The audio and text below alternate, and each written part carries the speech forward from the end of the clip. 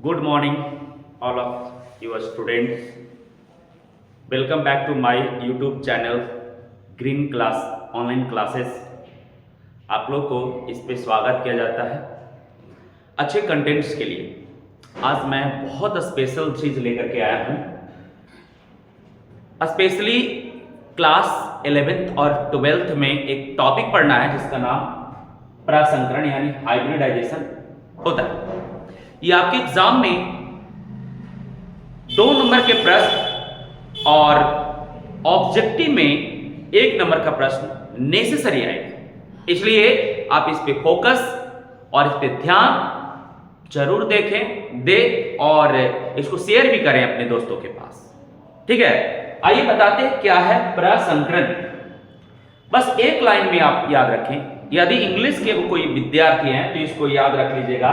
The mixing of orbital, the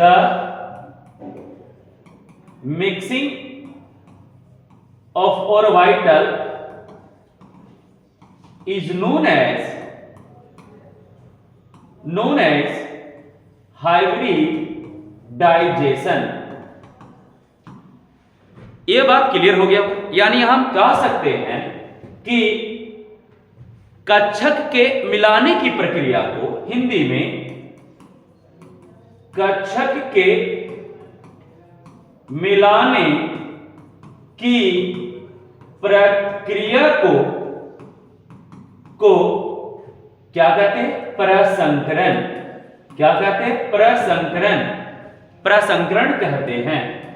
तो बच्चों ये 2 नंबर का सवाल है, बड़ा इंपॉर्टेंट है।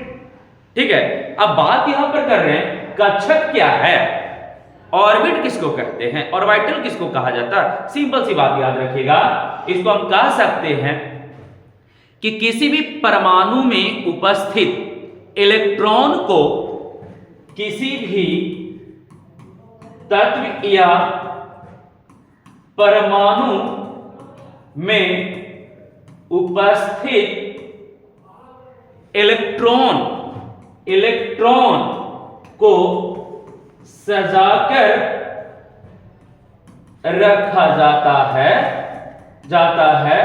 उसे कक्षक कहते हैं। यानी ऑर्बिटल के नाम से जानते हैं। यानी arrange of electron in shell is called orbital. Arrange of electron in shell is called orbital. आप ऑर्बिटल को यदि इंग्लिश में कोई लिखना चाहते हैं तो बस यही लिख सकते हैं कि arrange of electron in shell is known as orbital. इसको ऑर्बिटल कहते हैं विद्यार्थी जी, बिल्कुल ध्यान में रखिएगा कि ऑर्बिटल किसको कहते हैं। तो arrangement of electron in shell is known as orbital. यानी हम सेल में सजाते हैं इलेक्ट्रॉन को, उसको हम ऑर्बिटल कहते हैं। अब ये बात बिल्कुल ध्यान में याद रख लीजिए और क्लियर भी हो गया होगा। आगे चल करके ऑर्बिटल को 4 भाग में बांटा गया है, परंतु उनमें से 3 ऑर्बिटल का उपयोग ही हम प्रसंकरण में कर पाते, इस शब्द में प्रयोग कर पाते हैं 3 होके। ऐसे तो 4 होता है, एस होता है, पी होता है, डी होता और एक भी होता है जो कि ऑर्बिटल ही है। पर उनमें से प्रसंकरण में जो उपयोग होता है वो पहला, दूसरा और तीसरा, यानी S orbital, P orbital, D orbital का प्रयोग होता है। समझ गए ना बात को? यहां पर क्लियर होगा। और लास्ट में हम आपको बता दें कि इस क्लास 11th और 12th में दोनों के लिए बहुत वीवीआई पॉइंट है और इसे मात्र 2 मिनट में बनाने के लिए हम लोग सीखेंगे कैसे किसी यौगिक, बहुत बड़े यौगिक मात्र 2 सेकंड के अंदर में इस चीज को हम लोग सीख जाएंगे, 2 मिनट में सीख जाएंगे।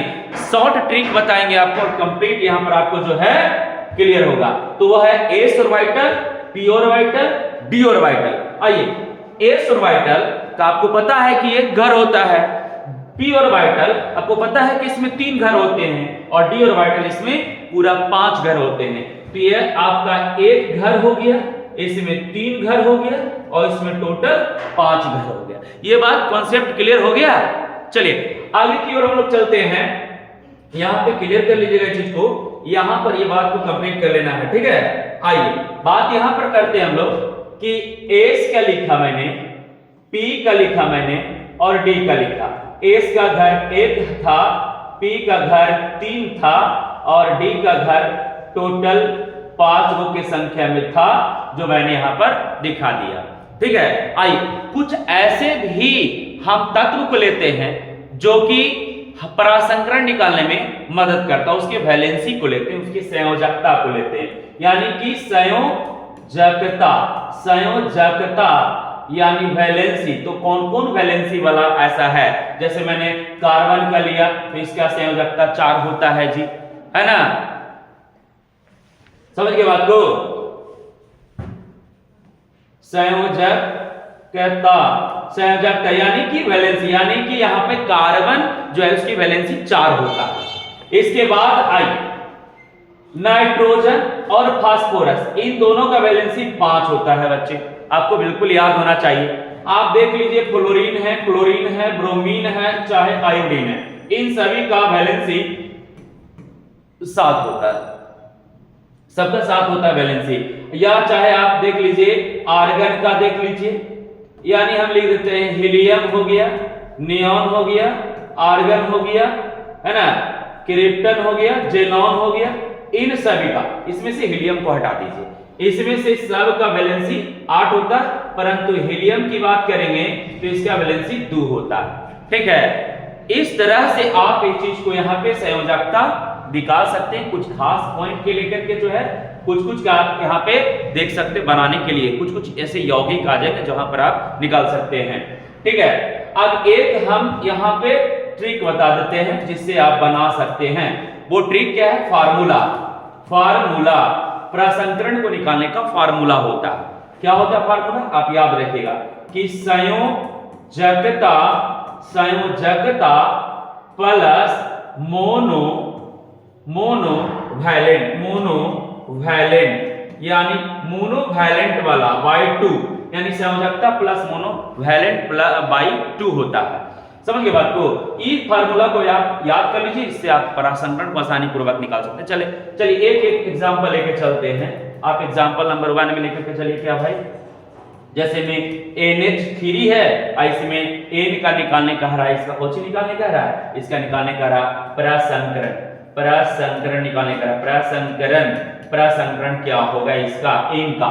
तो आइए निकाल लेते हैं, एकदम बिल्कुल शॉर्ट तरीका से 1 सेकंड में बनने का प्रयास होगा, आपको याद होना चाहिए। चलिए नाइट्रोजन का संयोजकता कितना होता है, तो संयोजकता होता है नाइट्रोजन का निकालने का रहा, तो इसका होता है 5 और प्लस में मोनोवैलेंट, तो बताइए हाइड्रोजन मोनोवैलेंट है क्योंकि इसका संयोजकता 1 होता है, तो प्लस में 1 और बटा में 2, तो यानी कि 6/2, यानी काटिएगा तो कितना आ गया 3, यानी कि आपको 3 आ गया। आप याद कीजिए, जब एस का एक घर पी का एक घर मिलाइएगा तो बनेगा sp, जब एस का एक घर अब पी का 2 घर मिलाइएगा तो बन जाएगा sp2, जब एस का एक घर अब पी का 3 घर मिलाइएगा, यानी इसे भी मिला दीजिएगा तो बन जाएगा sp3, क्या बन जाएगा sp3। ठीक उसी तरह से एस का एक घर और पी का मतलब तीनों घर और डी का आप जो है एक घर मिला रहे हैं तो बन जाएगा sp3d,